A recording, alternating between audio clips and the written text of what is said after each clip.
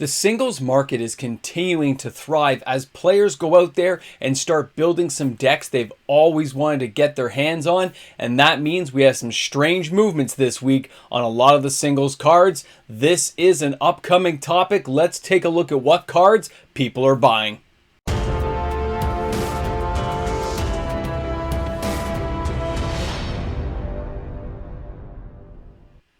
It's all about the singles cards right now. Welcome back, everyone. MTG Moxman here, and thanks again for hanging out with me on the channel today. When we take a look at the singles market, there are so many thousands of cards that players could be buying and building decks with, but certain cards always seem to stick around, especially when you have a new release like the Brothers War, Dominaria United, and probably upcoming Dominaria Remastered. We'll see some cards in the singles market pop their way into the videos. But you know what? There's some cards here I didn't expect to see this week in your Hot 10. It's kind of crazy movement, but these are the hottest selling cards. These are the cards that players are buying in quantity, and I've got to share it with you. I hope you guys are having a wonderful Christmas day. Wait, Christmas Eve, not Christmas Day, Christmas Eve. I think I messed up the other videos. Who cares? It's all good because it's the holidays. Let's check out the hottest selling cards in Magic this week. The number 10 card this week is Adult Gold Dragon from Adventures in Forgotten Realms with a market price of 21 cents. This is not a big heavy hitter, but when you take a look at the card, you realize for a multicolored card, a 4/3 with flying, lifelink, and haste, this gives you life, keeps you alive, and there are so many ways of pumping these cards up now that this card is being used in some commander decks for fun, especially when you got to enjoy some life linking ability. Number 9 this week is Urza, the Lord High, and you can see there 723 sales and a market price of $47.06 this week, and an original foil there from Modern Horizons goes for $89.50, €45.69 to get this card into your house. People are starting to build some commander decks. I've seen a few friends talk about trying to get the 3 Urzas involved. Tons of artifacts, tons of ways of tutoring to get these guys onto the battlefield and bringing them back. Great card to have around. Can't wait to see if Wizards over reprints this and just kills the price in the next couple of years. Number 8 is Brotherhoods End from the Brothers War. This card has a market value of $4.80, dipping a bit this week, but the card has lots of playability and will probably recuperate over time. I can see why a lot of people are buying this card up still.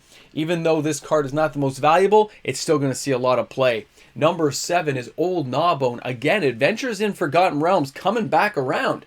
The card has continued to dip in price, but a market value of $22.71 US shows that people still want to get their hands on a big beastie guy like this.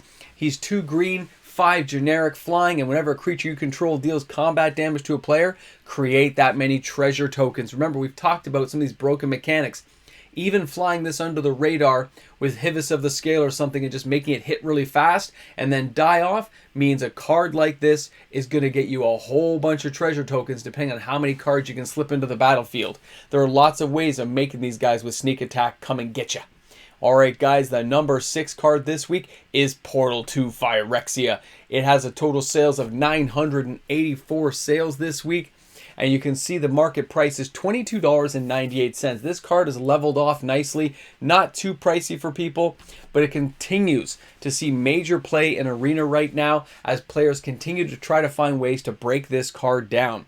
The fact it costs 9 is not much of a deterrent with all the mana ramp they included inside the Brothers War. Keep an eye out for this card because after it rotates out, it's going to see a lot of play inside more commander decks than we can count. The number 5 card this week is Ashnod's Altar, the Brothers War retro frame artifacts with 1,104 sales this week, but a market price of only $5.70 means this card will have a low volume ability to it. Players want to get their hands on it and it doesn't cost an arm and a leg. That's an amazing thing to see, and that retro frame is beautiful. Okay guys, remember cards like this, when they rotate out, they will dip a little bit more in price before they slowly climb up if Wizards leaves the card alone. Now number 4 is Urza Lord High Protector. Lord High Protector? Yeah, it's just Lord Protector. I don't know where I got the high from. 1,396 sales this week from December 16th to the 23rd. The market price has dipped down to $27.42. A foil is going to run you $37.99 US. Here in Canada, you're looking at around $40 Canadian for this card still. Some places had it for as high as 37. As low as 37, but it's still pretty close to all the stores together. Now, €17.94 overseas to get this card into your house. A great card that's going to see playability well after it rotates out because of its ability of lowering instants, sorcery spells by 1. Very nice. Including artifacts makes it a great card to put together with a nice little artifact deck. A little Tron action there could be a lot of fun.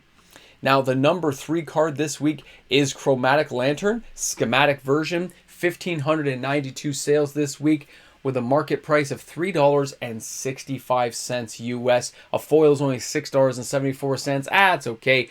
The card totally bottomed out. Doesn't have a high dollar value, but that retro frame does look very nice. And a lot of players love having this stuff around because it makes all your lands tap for whatever color you need. I have lots of friends who play with these cards inside Commander in their 5-color decks. Great to see this card's having great playability with a very affordable price.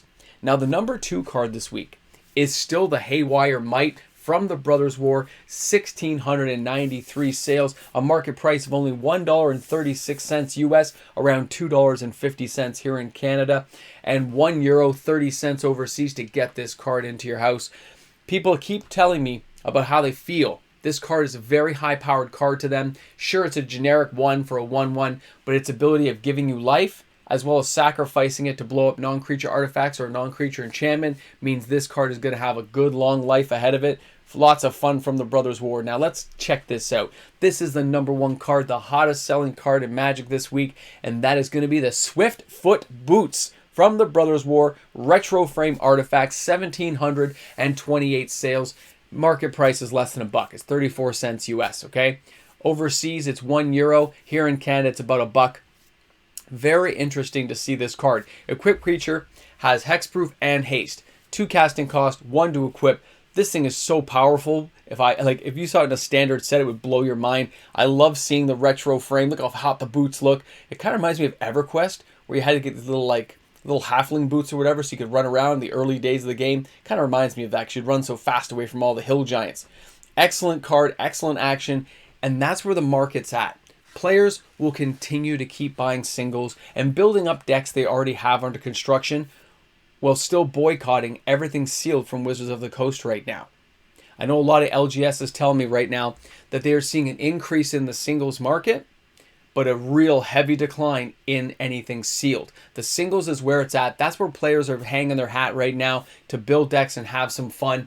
Guys, I hope you had a great day today. Thanks for hanging out with me on the channel. If you're new, don't forget to smash that subscribe button. Join in the fun. And of course, I look forward to seeing you guys tomorrow for another video.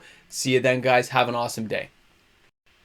Big shout out goes out to all the fantastic patrons I have on my channel supporting me each and every day. You guys too can be a patron out there. Just check me out on the Patreon. Look at MTG Moxman. You'll find me there. Have a great one.